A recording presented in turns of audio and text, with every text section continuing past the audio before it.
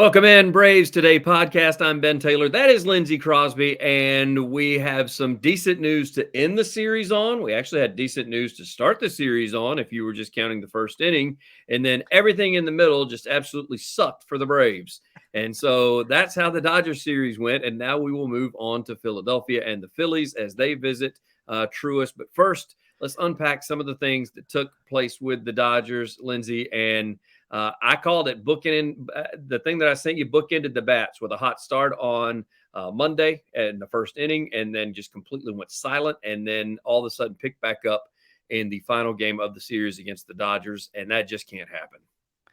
Yeah, Atlanta scores 4 runs in the first inning of game 1, and then score a grand total of 7 runs the entire rest of the series. That's the biggest inning of the entire series is the very first inning. And we've talked about this team's good in the first inning, but you can't just stop then. You have to keep being good the rest of the game. And I mean, credit to the Dodgers pitchers, the young pitchers. I wrote about this for the site, about if Atlanta could get to them early, Atlanta would have a pretty good chance at taking the series. And they got to Gavin Stone early on game 1, but just couldn't finish it out. And so here we are. And Stone, I mean, he took that shellacking in the first inning and bounced right back and did just fine until they finally pulled him. And so, and the same thing whenever they pitched the rookie that made his major league debut, Bobby family Miller in town as well for them to see. And he looked like an all-star pitcher against the Braves.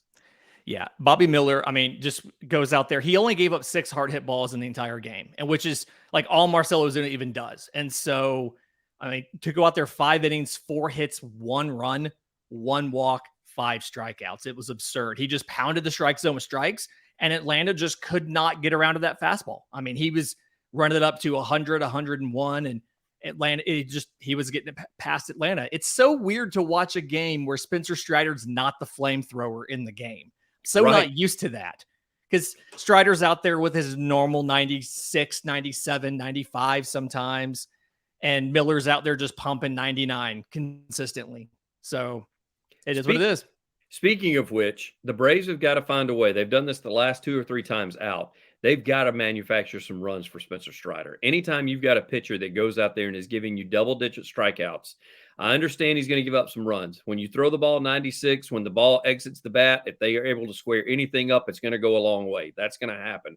So they have got to find a way to get runners on, no matter what, move them around and get him some run support, because that is deflating as a pitcher. When you go out there and you throw 10, 11, what was it last game? He had 12 strikeouts and took the loss. And then I can't remember how many he had double digits again the other night. He had 11 and took the loss. And it's something where, to me, I mean, he's pitching well enough to win, but then 2, specifically pointing out, like, Matt Olson had 2 errors. And of the 4 runs charged to Strider, only 2 were earned. And then if you're that first baseman or you're that defensive player who has that error, you've got to turn around and pick him back up at the plate. And Olson goes 0 for 4. And it's one of those, I mean, Atlanta has 5 hits in the whole game. 2 of them are from Ozzy Albies. Nobody's on when both of them happen. It's just like, you've got to be more consistent with stringing together hits. We only had 2 guys that were even back-to-back in the lineup that both had hits, and Sean Murphy and Austin Riley, and they weren't at the same time. Nope. It's just, you've got to string this stuff together, and they weren't necessarily able to do it. And it's frustrating for a pitcher, I'm sure. It's frustrating for the fans, and it's not the way you're going to win against these very good teams. Let me ask you this. I saw this on Twitter the other night, and I was specifically saving it for this conversation and for us to sit and visit, and I didn't warn you ahead of time about it. At the end of the year, this is a fan that tweeted this. Made perfect sense, too. I absolutely love the question. At the end of the year, who has more strikeouts, Matt Olson or Spencer Strider? Ooh. That was a fantastic question, because Strider, even though he gets, double digits per game, he's only pitching every 4 games. Yeah. Okay. So Strider has 97 as of right now. So he has 97. Matt Olson, I'm trying to get this here. Matt Olson has, where is it? 70. So it feels like pace-wise, you're going to have Strider finish with more. I know there's that whole talk about a 200 strikeout season. for a pitcher and how hard it is to do. Last year, your strikeout leader was Kyle Schwarber with 201, and we talked about 2 weeks ago. Olsen was on a pace to beat that. You have to assume it's going to be. You have to hope it's Strider, but I mean, at this pace, it might be Olsen. 49 games, 70 strikeouts. That's a pace to have over 200 strikeouts, and Strider may not get 200 punchies this year. That's amazing. I mean, because I saw that and I thought, well, surely it's got to be Strider. And then I got to thinking, all right, let's take into account that he may have a rest day every now and then where they don't throw him, or he may, as hard as he throws, they may have to sit him, not necessarily put him on IR, but they may have to sit him at some point just because he does throw 96. We can't expect him to do this for all season long. And the way Olsen's going, I mean, it's almost like he's averaging 2.5 strikeouts a game. And that is just that's going to put him over 200 if he does that. Yeah, that's very tough. And you've got to be more consistent about putting the ball in play. I know that I've complained a lot about the strikeouts, and one of the writers of the site, Zach Blackerby, turned around and wrote a thing about, like, don't be worried about the strikeouts because you're getting the power production and everything else. But at a certain point, I mean, 200 strikeouts would be a lot. Yeah. And it feels like it's not sustainable. And like we talked about on the show, right now it is, because you're getting the other production. But if you have a slip in the power production, that's going to cause problems. Yeah, some of the guys we can't expect to keep up the pace, one of which is Marcell. We'll get to him in a little bit because I want to stay with pitching. As I put in the notes to you, is we need to start treating Elder like we do the rest of our elders and respect that man just because he seems to be pitching better. Even though you look at the win-losses that may not show it, it may not show it on all of his outings, but as far as the numbers and the statistics, Elder is actually one of the bright spots for Atlanta at this point. Yes. So I wrote a piece, came out on Thursday morning for Braves Today. It said, it's time to admit we were wrong about Bryce Elder. I was one of the people who thought that this maybe wasn't sustainable. Looking at StatCast, there's a lot of blue there. Looking at like the expected ERA of 4.5 versus his 2.01 that leads the National League. Yeah, but see, you look at that and you look at those numbers. I don't. I'm the eye test guy, and I agreed with you. I told you. I said this is not. He is not the guy. Like, I don't want this to be on his shoulders. As a matter of fact, I told you the guy's Strider, and he's lost the last 2 ball games that he's pitched. Yeah, and it's like, I'll acknowledge that Bryce Elder has been lucky, but at the same time, also what he's doing, his process works. He gives up hard contact, yes, but he doesn't give up barrels. He's so good at getting ground ball contact with both the slider and the 2-seam fastball that even though they hit it hard, if they hit it hard, but they hit it right at Ozzy Albies, it's fine. Or if they hit it hard, but it's a line drive that Ronald can catch on 3 steps, it's fine. And for the most part, that's what's happening for Bryce Elder. Now, is he going to have a game eventually where he gets blown up? Yes, no doubt. Everybody does. He just hasn't had one yet. But the process is better than we've been giving him credit for. And you can do a lot worse than a sinker slider guy who's playing over his head as a number 3 right now. And when Max Fried comes back, and if you get Michael Soroka back, Bryce Elder is a pretty good number 4 or number 5.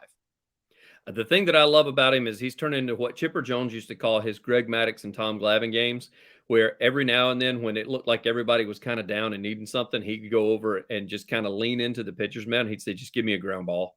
And that's exactly what Elder's turning into. Is they're not. You talked about them not, him not giving up barrels. I mean, it's not just barrels. I mean, these are dribblers to third and to first. I mean, these guys aren't squaring anything up. Not even. I mean, you're one that you and I talk all the time. You'll mention exit velocity. I mean, my goodness gracious, people, that's got to hurt their average when they face Elder because it's just not leaving. It's just not leaving the bat. And some of them, you can tell they look genuinely confused, almost like there's late movement where they're thinking they're fixing to square it up, and all of a sudden they miss it by 2 or 3 inches up the bat, and it's instead of a liner in the right center, by a lefty, it's a ground ball to Ozzy, and a weak ground ball at that just barely gets to him. Yeah, it's frustrating, I guess.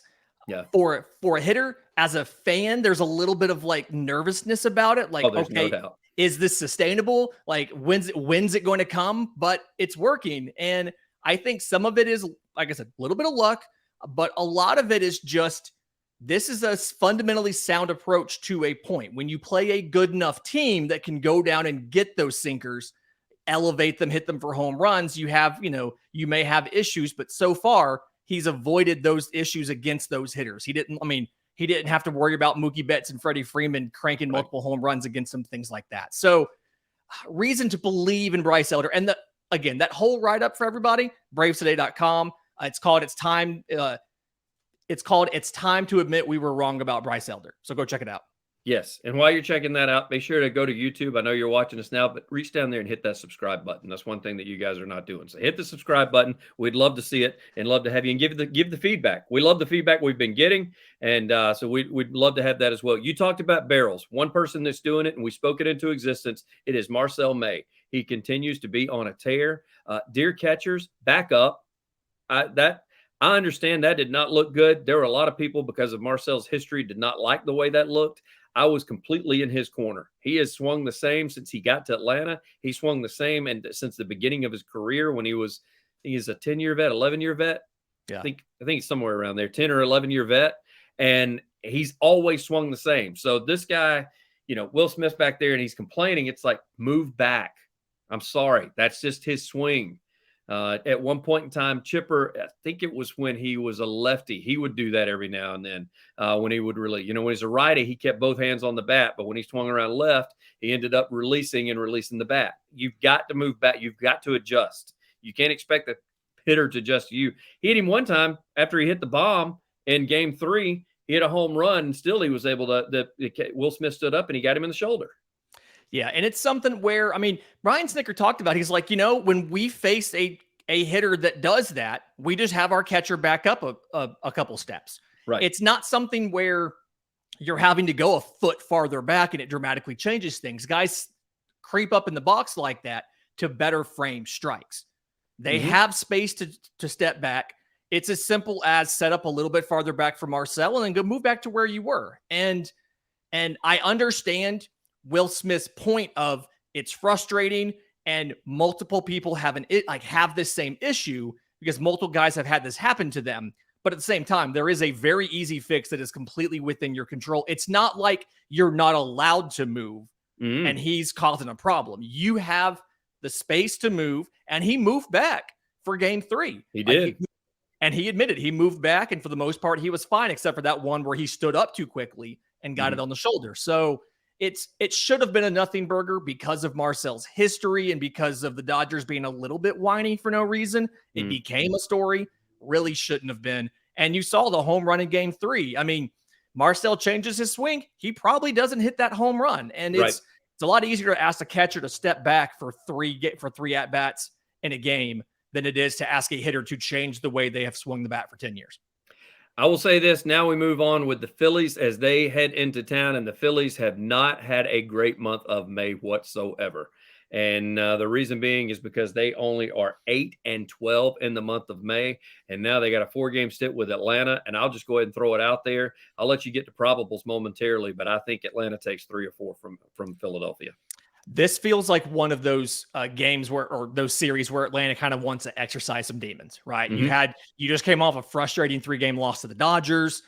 You're now, a team, you took one from the Dodgers, a team that swept Philly to open this month.